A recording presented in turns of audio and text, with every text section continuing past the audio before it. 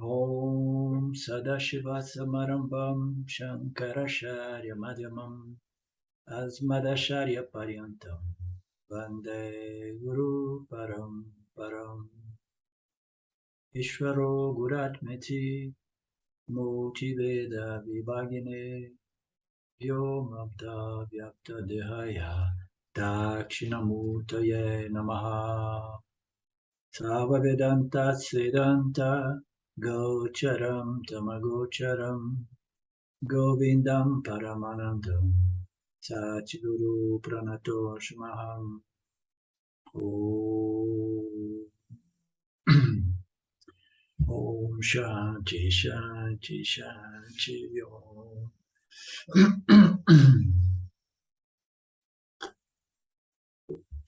Okay, now we unfolded those verses on the fourth chapter, no? Under the title Scattering and Shattering, in which the features of Ishvara and Jiva are exposed. Okay, so in which way Maya relates to Ishvara, Shivara relates to Maya. It's the play between Jiva, Ishvara, Jagata, and then we throw Maya there as another power in between Sach and Mitya, with although it is integral part of Mitya in any case, and its powers. So we looked into a few verses, and then the verse 18, we said, because objects are created by Ishvara and are converted into objects of experience and enjoyment by the Jiva, they relate to both Ishvara and Jiva, just as a woman is related to both her parents and her husband. So here we looked into which way the objects which are created by Ishvara, in which way they relate to the Jiva, because as we know, the Jiva have incredible influence. It's basically the Jiva is moved by the objects, and and it's going to have a response to the objects according to one's likes and dislikes. Yeah? So Jiva and Ishvara, they relate to the objects from two different standpoints, the same way a woman relates to her husband in a different way she relates to her father or mother, okay? So you remember that. So Ishvara relates to the objects as somehow just a stage on which objects are projected, but they are fundamentally just the elements deprived of intrinsic value. But the jivas, they find properties and attributes and likes and dislikes among these different configurations of the five elements, as we have seen several times. So it's an incredible display between Ishvara, Jiva, and the objects created, and the Jivas there feeding into this feedback loop in which Ishvara again and again reshapes the object, the field of objects, for the sake of Jivas to process experience and hopefully extract some wisdom. Okay, so I'm a bit slow, as you probably noticed, and I'm having some cold, but with the help of you guys, we're gonna complete this class today. Sometimes it's good that I'm a little bit tamasic because I slow down. Otherwise, sometimes I go too fast. I'm too accelerated sometimes.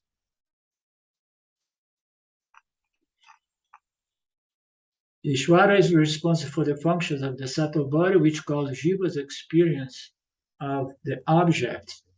So we have the subtle body with innumerous functions, which allows the Jiva to perceive the world of objects and process experience. And we the functions we know very well now. So some other passage we say that the Jiva has 19 mouths or 18 mouths by which it can have their experience, can consume their experience. So the five sense organs, the five organs of reception, the organs of actions, the five vital functions, vital pranas, and then the ego, the mind, the memory, and the thoughts and the intellect. So we can look at it on different levels or subdivisions, but we experience the world through all of that. Our instruments of knowing, our pramanas, are these 19 levels of human experience, as we know very well.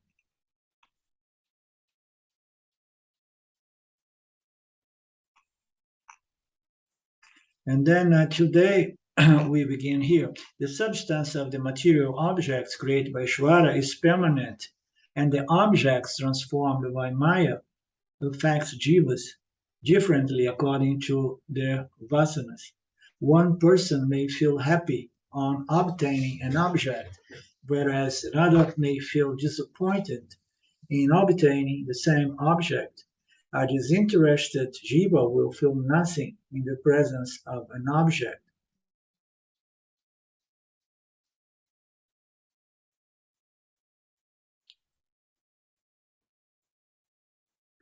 Okay, so basically it's saying that the substance of the material object created by Maheshwara are just the elements, and they are there as the elements. They are permanently there, and then the jiva is going to effectively transform. And the objects transformed by Maya affect jivas different. So Maya is going to bring the element of ignorance, of I would say avidya. The jivas are going to see the world and going to see this duality, and it's going to immediately draw the conclusion that the world of objects are there to complete me. And then the jivas go about consuming these objects. So Maya's power is going to affect jivas differently. So, and then it says that according to one's likes and dislikes, one's vasanas.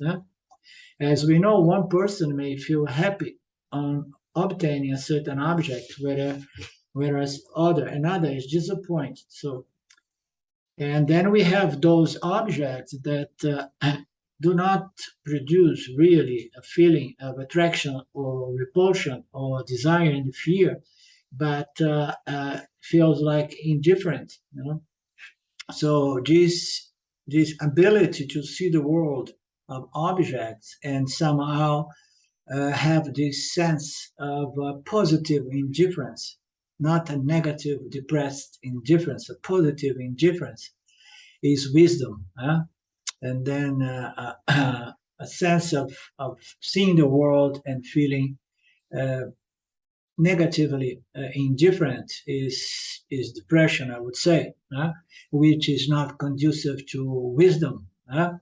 Which is not conducive to wisdom. Wisdom is the ability to see the world for what it is, deprived of real value, and then understand the trick of Maya, the Maya that creates that, and then trick the jivas to feel attraction and repulsion, and then those energies start operating in Jiva's mind, and then Jiva's mind is going to be running again and again in samsara to obtain, maintain, and pushing away certain objects. And this is very, very exhausting. It's tiring. It's just warms out Jiva's mind. Okay, the mind is compromised in all its functions, including the sense of organs of reception and action, because when we received in a disturbed manner. When we respond in a certain disturbed manner.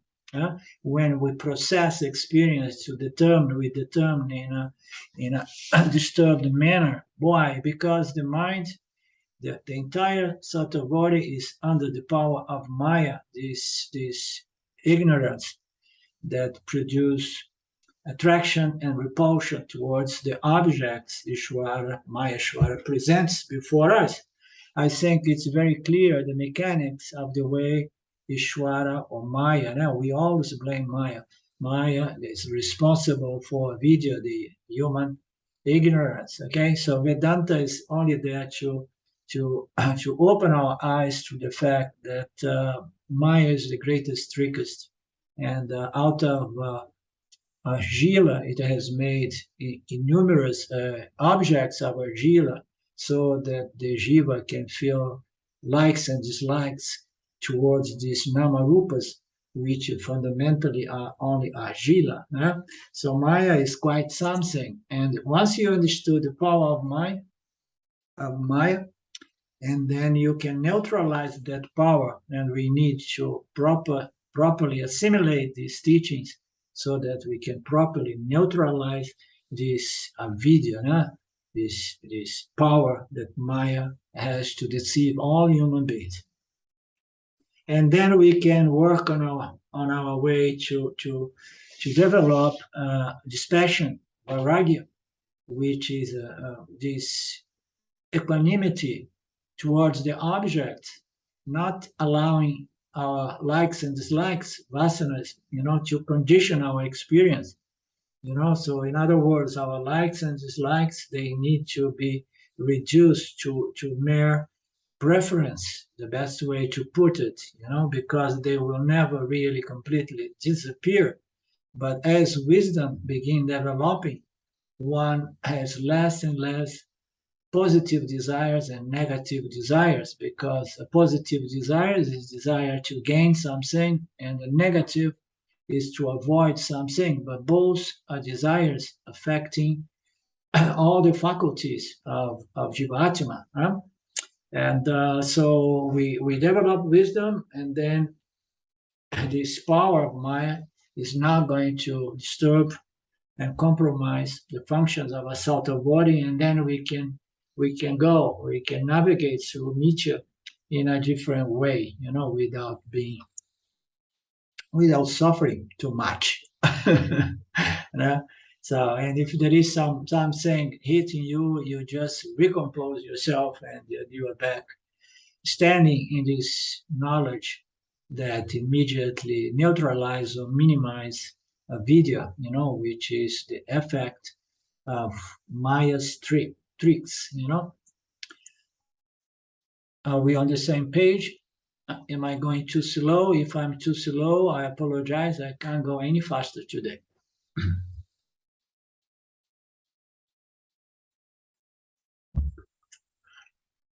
Material objects, gross and subtle, are value neutral, as they are inert projections. So they are just inert matter, the material gross objects. The subtle objects, they are inert energies, we could say. So they are inert, meaning to say what? They are not really consciousness. They are not really sentient, and they are not really filled with intrinsic value of nature, because the nature of everything is Brahman, Satchitananda. And unless we know that, we're going to superimpose some functional, utilitarian value to an object. And that's where we begin bounding ourselves to the objects, you understand? So they are basically value neutral. They are a permanent fixture in Jiva's world, because Jiva belongs to Ishvara's world. So Ishvara projects the background or the stage, and it's a permanent fixture. Why? It appears to change from moment to moment, but fundamentally, it's just the 5 elements. That's the bottom line. It appears to change from moment to moment because that is the nature of meteor. but fundamentally it is the five elements, and even more fundamentally it's pure intelligence, Sattvaguna, Isvara, and even more fundamentally is just Brahman, Satchitananda. Huh? So, but seen from the standpoint of Jivas, it begins shining with value, but they are just the elements. Jiva, Jiva belongs to Ishvara's world, so Ishvara's world is there, and Jiva in its substantial material nature is again, it's an inert matter slash energy, as we know. Everything is inert because none of these sentient or insentient objects, they have intrinsic consciousness or sentience. So all consciousness existence is borrowed or landed, okay, landed from Brahman to all living beings and the inert beings. So Brahman lands or concedes, its existence to the entire variety of namarupas, as we know. So Jiva and Ishvara belongs to this fixture, this permanent fixture, although the Jivas, all Jivas, and the vegetable rain and everything, they appear to be conscious because they enjoy consciousness, they enjoy reflected consciousness. Okay, so and then the Jiva Atma in its substantial material nature is just inert matter slash energy. But Jiva Atma in its sentient nature, okay, it is Atma, consciousness, the self. So, and we know that we have these two natures. So one is matter, energy, and the other is our sentience, human sentience or human consciousness, which is the only consciousness there is, because the nature of consciousness is one without a second, as we know. There is only one consciousness and many minds. And we don't want to confuse minds with many consciousness.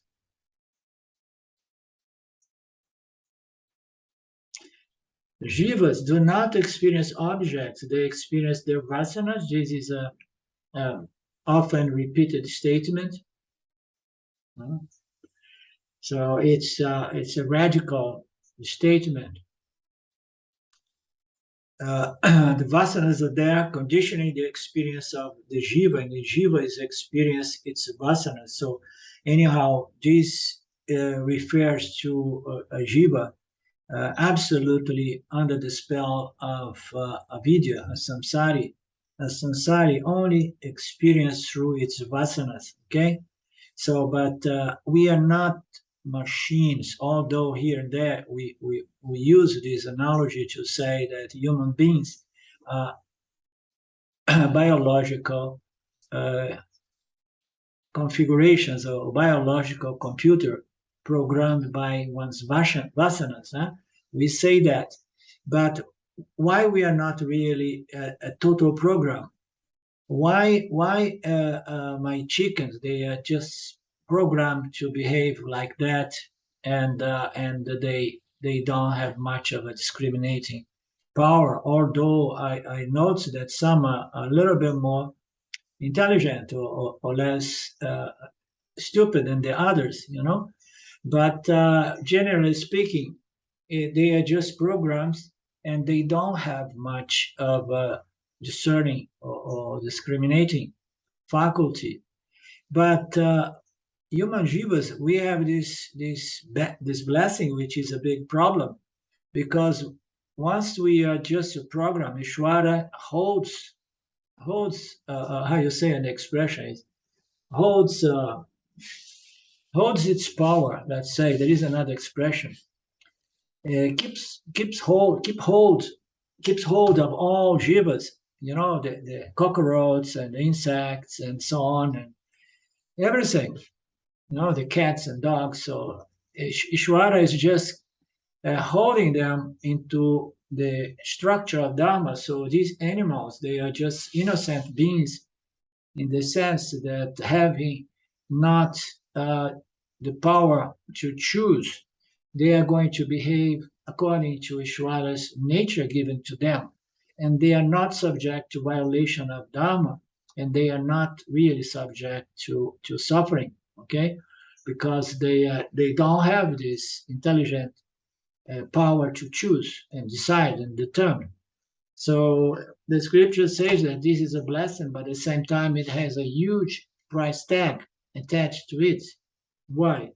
Because when Shwara tells us, okay, so you're going to make your own determinations, and then you're going to choose your words and actions. No? So immediately it gives us a huge responsibility, because if I'm not careful, if I'm not wise in choosing my actions and my words, I may commit many mistakes that are going to cost a lot to the individual soul. So the other jivas, they don't have that problem. They cannot progress, they cannot evolve, they cannot become wiser, and to the limit, to the extent of say, okay, I understood samsara, I understood the power of mind, I'm out of here.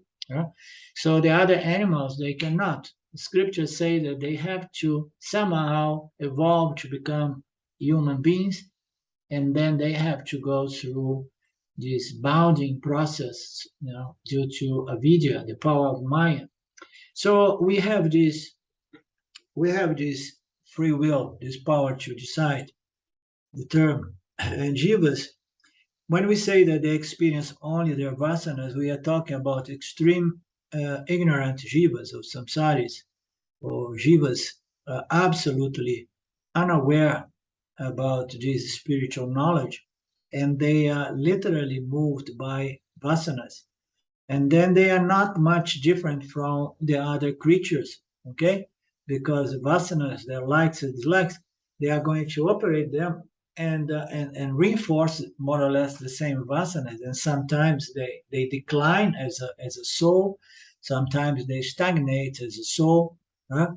So this statement is more related to people who does not really know how to exercise this free will, this discriminating power.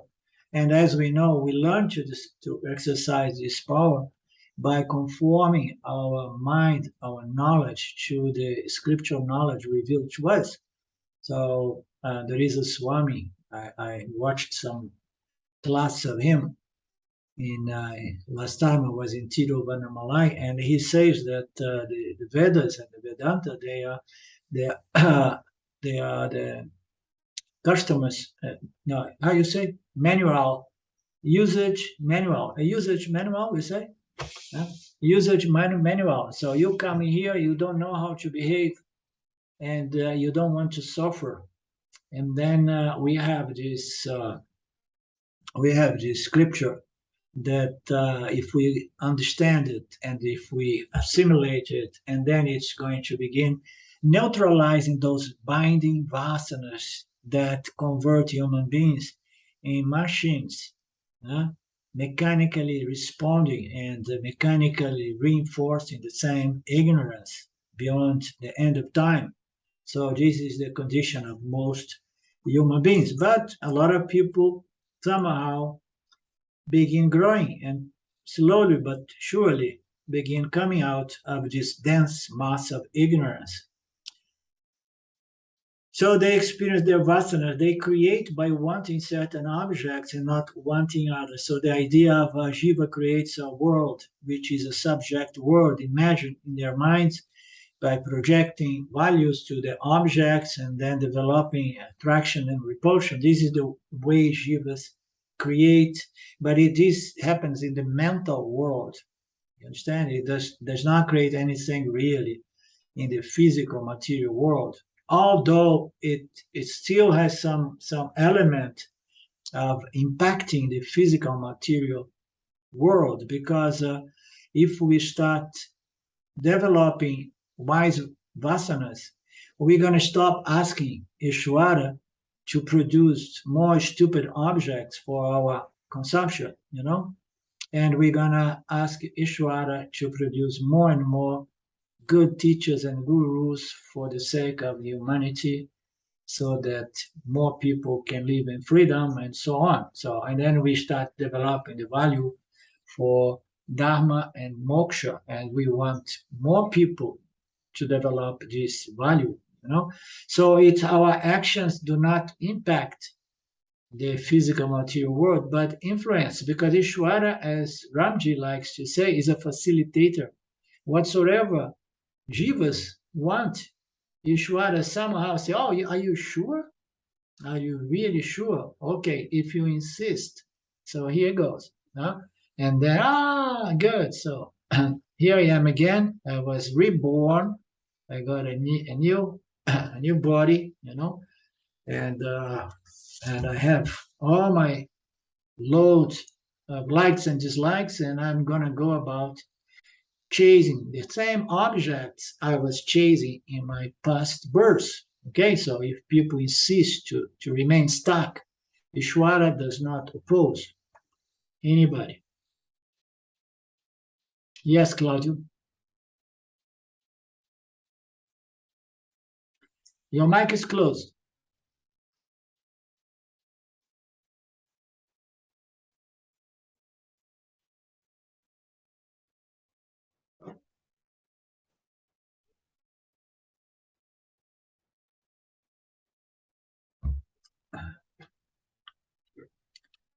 Can you hear Mark? Can you hear Claude? And you? No, no.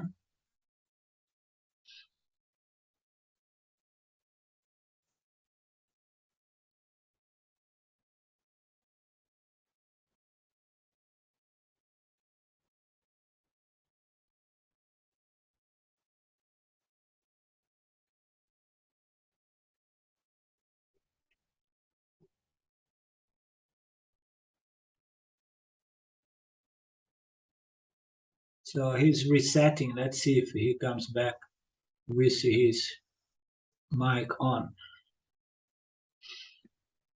Arlindo, this section reminds me of something that Ramji said Swami Chinmayananda reported to a student when he was giving him all his problems. And he says, you don't have problems, you are the problem. Totally, yeah. Totally. Very, very much true. Yeah. Any change over there, Claudio? No? Okay, now let's carry on. So Jivas, they create by wanting certain objects and not wanting others. When they get what they want, they feel happy. When they don't, they feel unhappy. Shwara presents many objects to Jiva that do not trigger its likes and dislikes, and then he's indifferent to them. So, Hello? I know. Okay. Hey, there is. Okay. Okay. Can I have the question? Please. Can I? Yeah. Now I want to ask you, can you explain me in other words what we mean with facilitator when we say that Isvara is a facilitator of Isvara? I don't know if in Italian it's the correct word, you know, so the meaning maybe I missed the meaning something. Can you explain me this word in another way? Because facilitator in Italian, we can say that is someone who helps you to do something. Yeah. But I don't know if it's the same meaning, because Isvara is not someone who helps you to do it's the actual doer, we can say. You know, Isvara is actual the one who. No? Well, we want what we want, and our desires and fears they go into the subtle and the causal field of the universe, and then it becomes registered individually as our likes and dislikes, and then Ishvara is going to provide us with the opportunity to interact again with those objects, to see if we're going to move, to see if we're going to learn something, you understand? So, for example, if you are a materialistic person, and then you want to be an American millionaire or billionaire. Yeah? But then somehow you came close, but then you lost everything, and then you have a heart attack and you die, and then you're gonna want to come back again. So what is the desire that's going to condition this birth, this new birth? Is the desire to become a millionaire or a billionaire again? Understand? Because that's what I was holding, that's what I was all about. Okay, so Ishvara is going to put you in a situation in which you can again follow those tendencies with the hope, let's say, that one learns something, So it's a facilitator, because Ishvara does not really produce our prarabdha karma on its own. He does not really produce our prarabdha karma according to his sympathy to some and otherwise to others. Ishvara simply brings back to us what we are working on. Okay, so he's going to keep bring it back to us, bring it back, and then and the purpose seems to be that we learn some fundamental lessons, no? To develop a certain indifference or equanimity towards our prarabdha karmas. Okay, so until then, Ishvara is going to be there, but he does not do that alone. He helps us. I mean, we want certain things. That's why I was joking to say. So Ishvara may scratch his head and say, "Oh my God, this guy again. Are you sure you want this, Claudio? Are you sure?" Yeah? And then Claudio said, "Yes, Ishvara, I am really, really sure." Okay. And then he is going to create the environment on which you can fulfill that dream. Yeah. And as we know, all dreams, all success fail. There is no biggest fail than success, because once you succeed, you see that you did not do the job. So the whole purpose of samsara is to bring us to this point of understanding that no success, no accomplishment of my material goals will ever make me permanently satisfied and happy and peaceful. Did it help? Did it answer? Or if somebody else wants to say something more about this word? Yeah, because the problem maybe is more on the word, is not on the concept, is more on the word, because facilitator, tell me if it's correct, because facilitate can be that the facilitator is the one who gives you the ingredients to cook something, for example. Can it be an example? That it's more or less on those lines. Yeah. Okay. Yeah. Anything from you guys? You guys understand better the English words and a facilitator. What do you think? I would say the word facilitator is the one who makes it happen. So Ishvara makes your prarabdha karma happen, if you see what I mean. He gives you all the circumstances in which. So you're correct, more or less, Claudio, in my opinion. Okay. Yeah, I would add to that, Mark, that Ishvara is a facilitator, but not because it makes it happen alone, but it makes it happen as the middleman. So Jiva has an enormous power. The power of the Jiva, its vasanas, as we know, Jivas are going to provide Ishvara with all vasanas. And then vasanas are going to reshape again and again the prarabdha or the jagata, field of interactions. So Ishvara is not alone in this. It's facilitator in the meaning to say it's one factor among a few others. Okay, I mean there is one factor is consciousness, is Brahman, and then there is Ishvara must be there, and then the Jiva and Jagata. So all of that is going to be creating this loop, in which jivas get bound, becomes bound to samsara.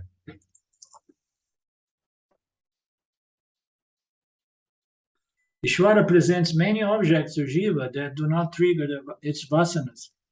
So I don't know. I mean, I guess there are many objects that do not trigger our vasanas. Huh? Yeah, I would say so. Yeah. Many, many, many. I don't know. You tell me. It's for different people, different answer. No? Because some people may have so much likes and dislikes that it's going to be triggered and disturbed nearly with any object, because any object is going to be cataloged, as something that I like or I do not like. Some people, they have more vairagya, and then they experience more of these objects that do not trigger likes and dislikes. No, I think it goes from person to person, and yeah. What do you think, Claudio?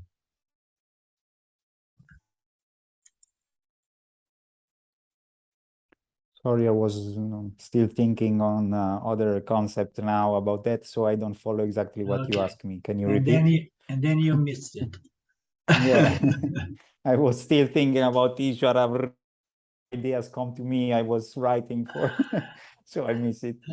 Now let's talk about objects of indifference. So some people may experience many objects that do not trigger any vasana, but it will depend on the configuration of ignorance operating in one's mind. Some people, they may experience vasana being triggered for anything, almost everything. Everything may provoke a very subtle likes and dislikes, or a very, very extreme dense likes and dislikes.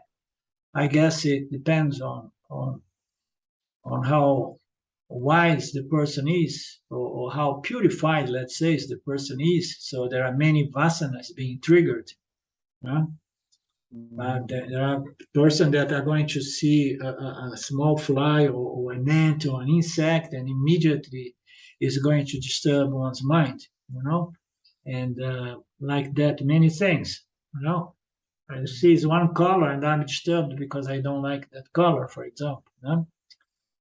Okay.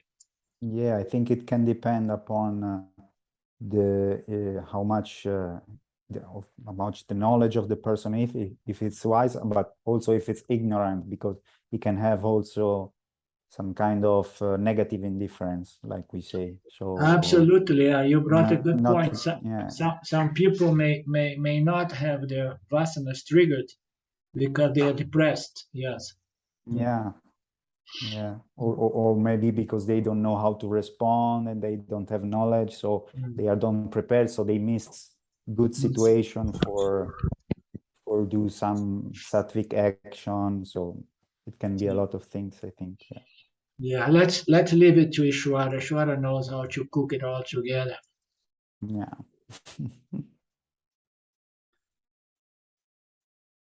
The verse 26.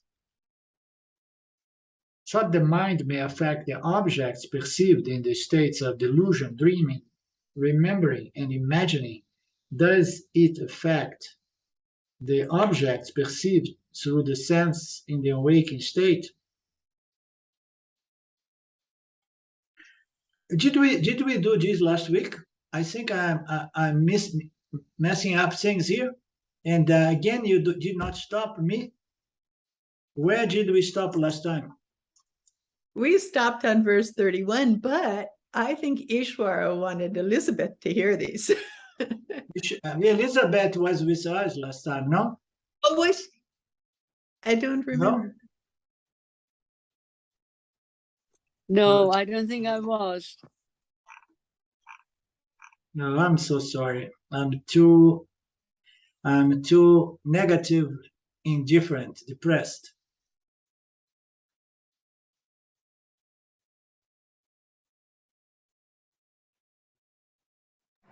no problem is also for me.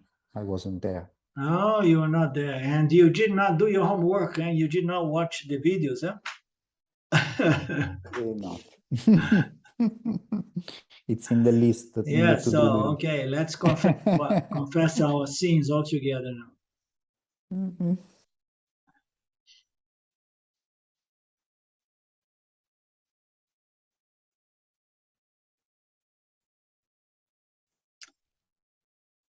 So, though the mind may affect the object perceived in the states of delusion, dreaming, remembering, and imagining. So, in the mental world, the mind is going to shape the experience. Is going to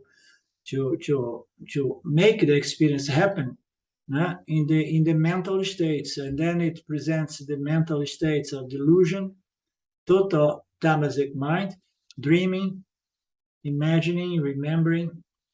So the mind is going to influence the way we have those experiences. But can the mind affect the objects perceived in the vyvaharika? So once the mind is in contact with the physical material world, can the mind really impact the world? Okay, the mind may affect the objects perceived in those mental states, but in the vyavaharika, can the mind affect the objects? So the answer is no, because those objects, they belong to Isvara, right? Isvara produced them. Let me see the answer here.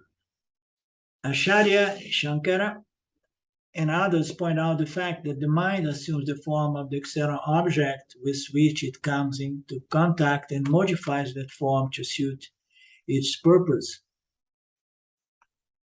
So again, these the objects are what they are, but the mind is going to quote unquote modify the object according to one's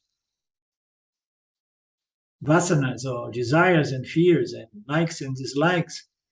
So we're going to superimpose a certain value on the object so that the object is going to shine with attraction or is going to shine with repulsion. But the attraction power of the object and the repulsion do not belong to the object. It belongs to the mind, right? So that way, in these mental states, we can really affect the objects. But in the vyavaharika, we can't change the world which was created by Isvara. And it says that the mind assumes the form of the external object with which it comes in contact and modifies that form according to one's likes and dislikes.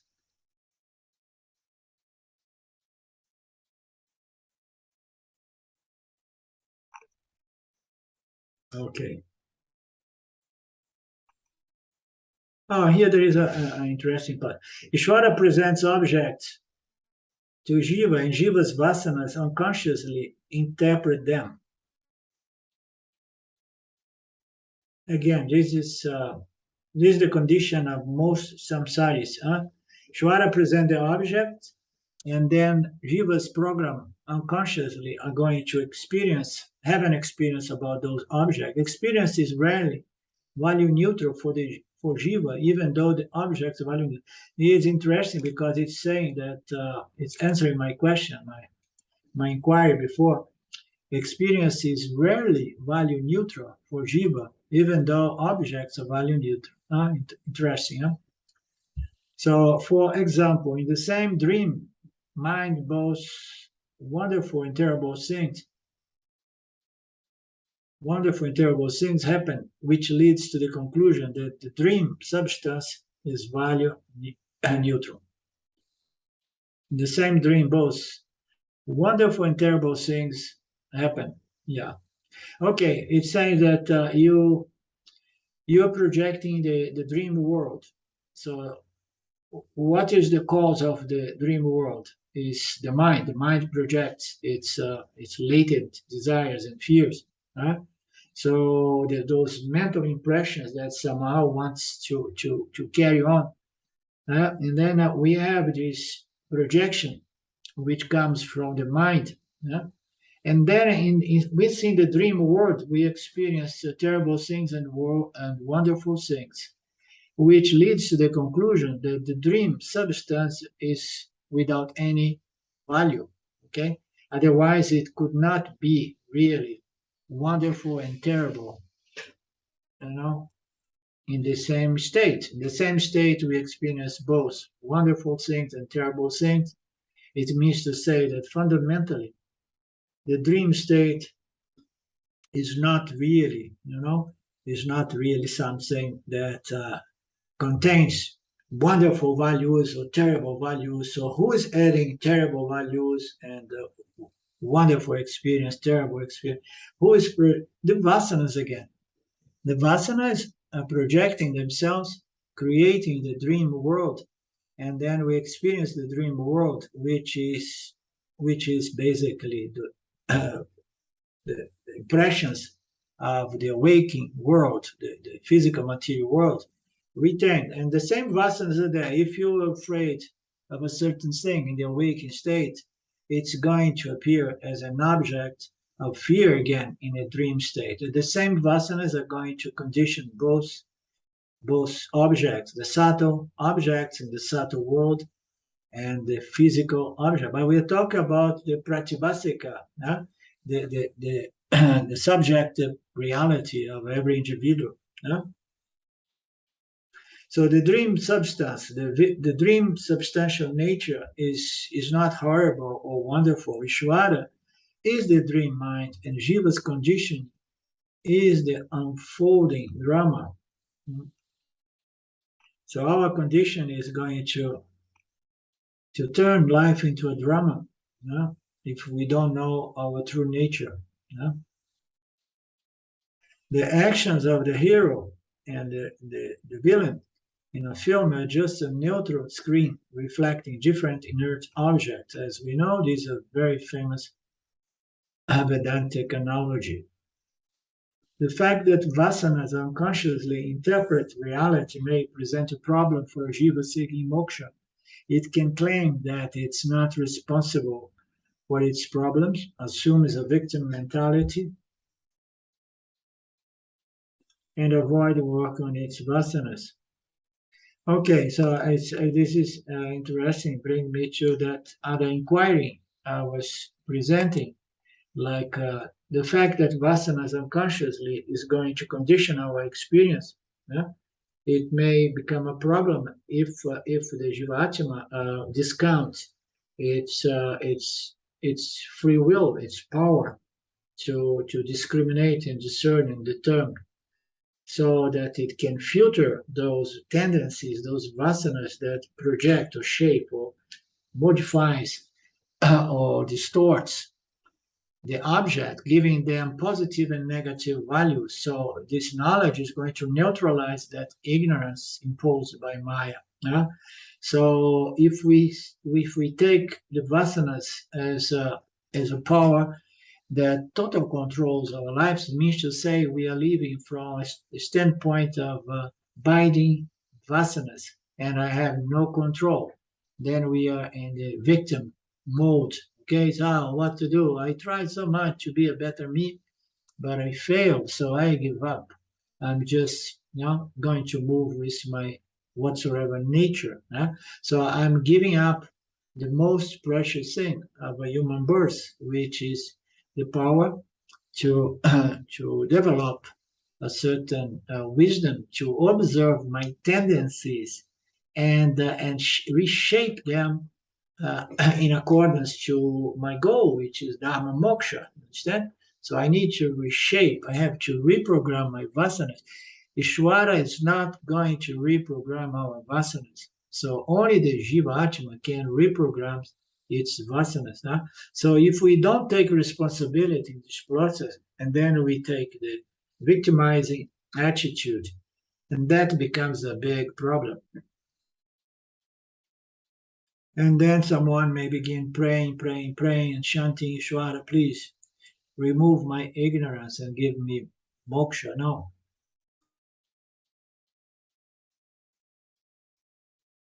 Ishvara is not going to suspend the law of karma, merit, cause and effect, the free exercise of this faculty of determining discrimination.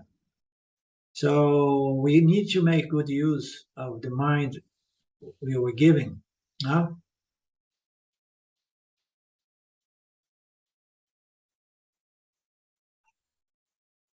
The verse 31st, the gross object, vyvaharika, is created by Isvara. The subjective world, pratibhasika, is created by Jiva because of its latent tendencies, latent desires for enjoyment. This is where we should have started today. Yeah, okay. And then the class is going to go for 1 more hour because I don't want to disappoint you, Lynn.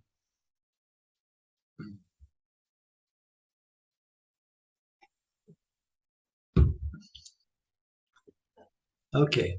The gross objective world, vyvaharika, is created by Isvara.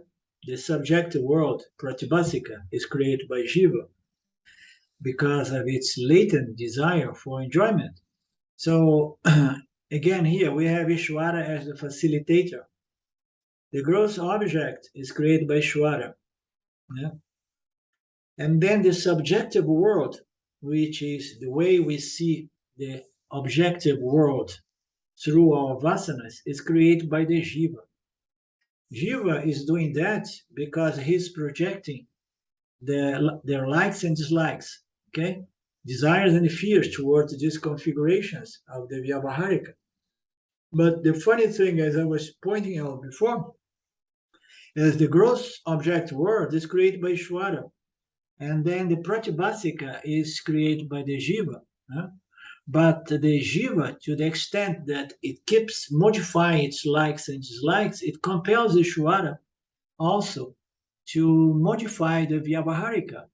Not fundamentally, because fundamentally everything is but the 5 elements, but it's going to create life circumstance in different time, space for the jivas to go on with this process. Here it's presented this that Shwara, pratibhasika, is created by the jiva because of its latent desire for enjoyment. So we do what we do because we want to enjoy. We want to be happy. And we don't want to feel miserable.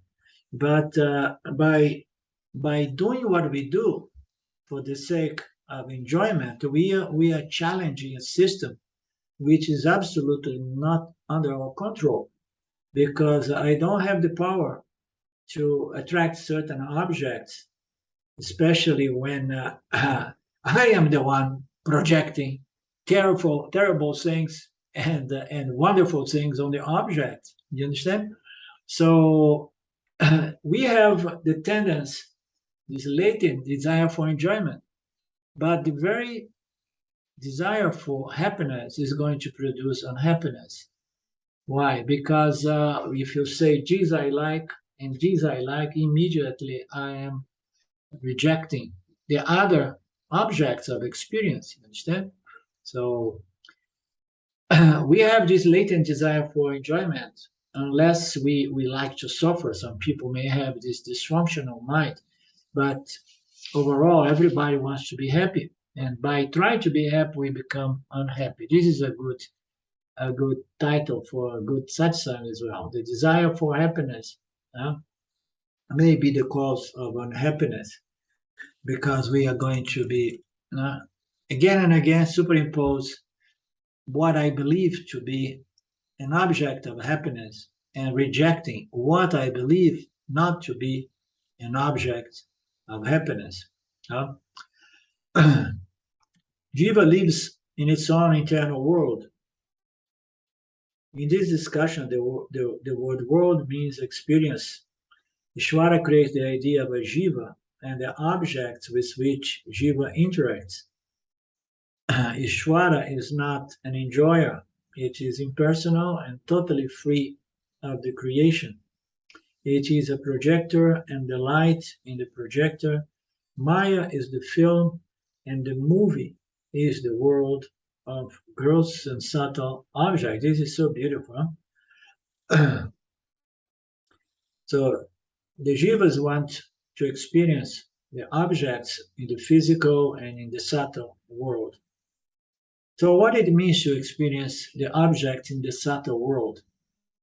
It means imagining favorable circumstance and experience. So you start dreaming.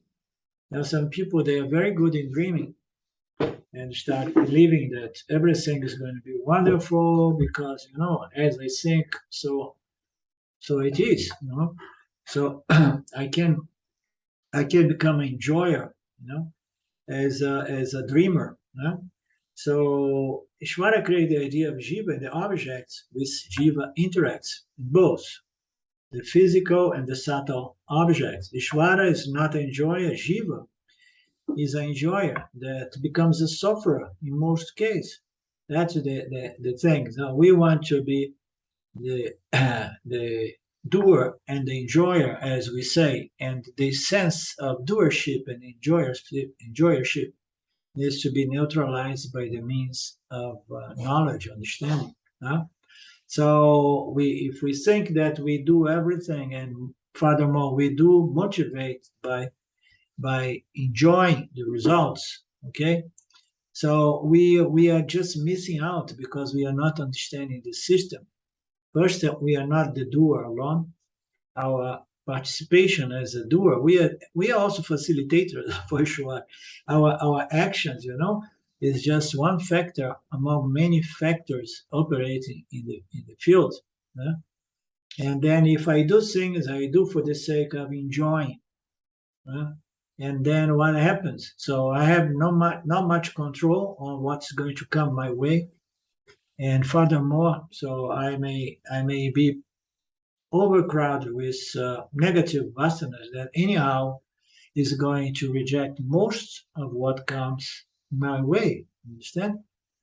So Isvara, on the other hand, is not an enjoyer. Jiva is an enjoyer that unavoidably becomes a sufferer. I like this word sufferer. I use it often because people say, oh, I want to be a doer and an enjoyer. And then I say, so I want to be a doer and an enjoyer / sufferer. But I don't want to be a sufferer, but I want to be an enjoyer and of suffering. It is impersonal. Isvara is impersonal, totally free of the creation. This is a nice statement. Isvara is the light, the pure knowledge that's project. It says that it is the projector, okay, and it is the light in the projector. So we have the light and we have the projector.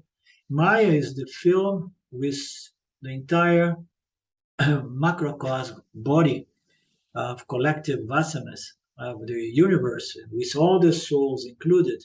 Maya is the film, and the movie is the world of gross and subtle objects we experience. It's very nice. The following verse describes Jiva's duality further. The entry of sense data into the subtle body, plus the interpretation of it by the vasanas, is responsible for many kinds of emotions. Emotions bind the Jiva to actions which produce vasanas, which produce more action in an endless, self-reinforcing loop of experience. This whirlpool of desire-driven action is called samsara, or bondage. Bondage belongs to Jiva, not to Isvara, as we have seen. Isvara is free, and he has no karma, no desires, no fears. And Isvara is not a doer, much less enjoy. It's purely subjectivity. Isvara is not subjective and does not think. Jiva thinks and believes its thoughts. So many statements that requires a wide understanding not to create apparent contradictions. So here it says that Jiva thinks and believes its thoughts. So does Jiva think? So many times we heard that the delusion is to think that I am the thinker of my thought and the doer of my actions and so on. So this ignorance makes the Jiva identifying with this mental process and one's actions, no? And the identification with the experiencer or the one who experienced the results, the enjoyer, sufferer, no? So all of that is due to this belief, this identification, this personification of I, myself, as the experiencing entity.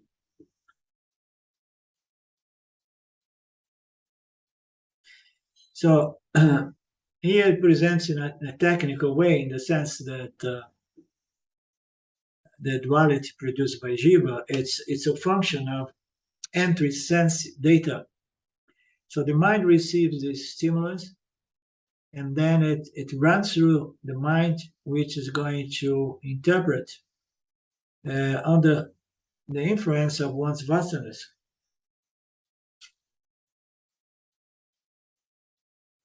And the Jiva is going to experience many kinds of emotions. It's different graduations of likes and dislikes, no? Fundamentally. So there are two different kinds of emotions that appear as many, okay? But they are all based on my vasanas, what I would like to experience and what I would not like. So we're going to experience a huge range of emotions. And then emotion is a nice word that says emotions. Motion is what puts the Jiva in motion to do more action, to experience more enjoyment, which is often producing suffering. Huh? So it's responsible for many kinds of emotions. Emotions bind the Jiva to actions. Actions will produce more impressions, vasanas, which will produce more action. And then we have this endless feedback loop in the micro and in the macro. Vasanas, thoughts, words, and actions that are going to produce, reinforce, modify some of those vasanas, and then it's going to produce another thought, words, and actions. So this is the samsara in the inner core of the Jivatma, in the micro level, and then in the macro, the same thing. Okay, more actions in an endless circle of experience. This whirlpool of desire-driven actions called samsara. This samsara, this bondage, belongs to Jiva, not to Isvara. Isvara is not subjective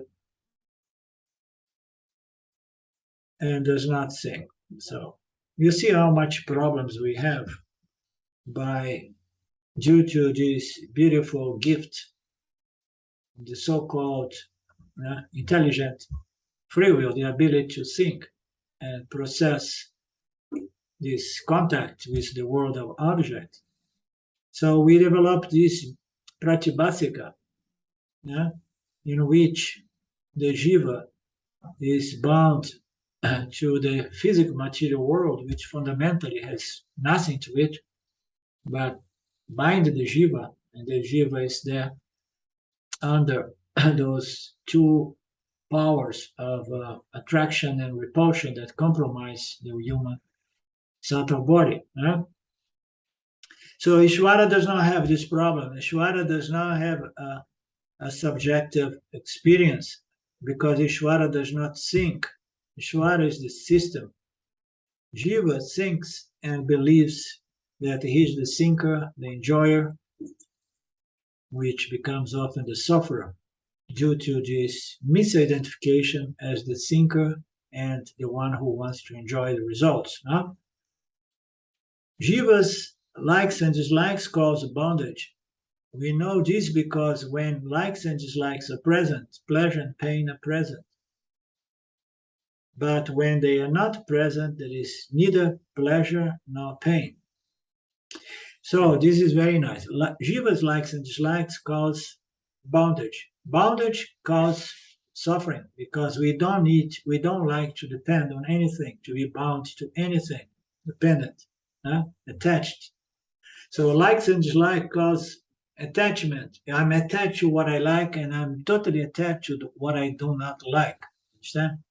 So likes and dislikes are going to cause attachment, which is bondage, which produce suffering. We know this because when likes and dislikes are present, we experience pleasure and pain. Pleasure and pain are present. No? When the likes and dislikes are not present, there is neither experience of pleasure nor pain. And then a samsari would look at that and they say, "Oh, what is the deal? What is the big deal there?" So if I'm not attached, if I'm not being operated by my likes and dislikes, I'm not going to experience pain. And I'm not going to experience pleasure either, because pleasure depends on gaining the object of your desire. But if you don't have vasanas, if you don't have likes and dislikes, you're going to be more or less like an ET, someone who is not subject to this wild range of emotions, all of them rooted into one's likes and dislikes. No? So, but the entire deal, the benefit of self-knowledge is to neutralize both pleasure and pain. And then you put, oh no, I want to keep pleasure. I want to find a scripture that neutralizes only pain. You see, it's not possible. The only way to neutralize pain is to neutralize the likes and dislikes. And you cannot neutralize only the dislikes, because the dislikes is again another form of like. You like not having this object of experience. You understand?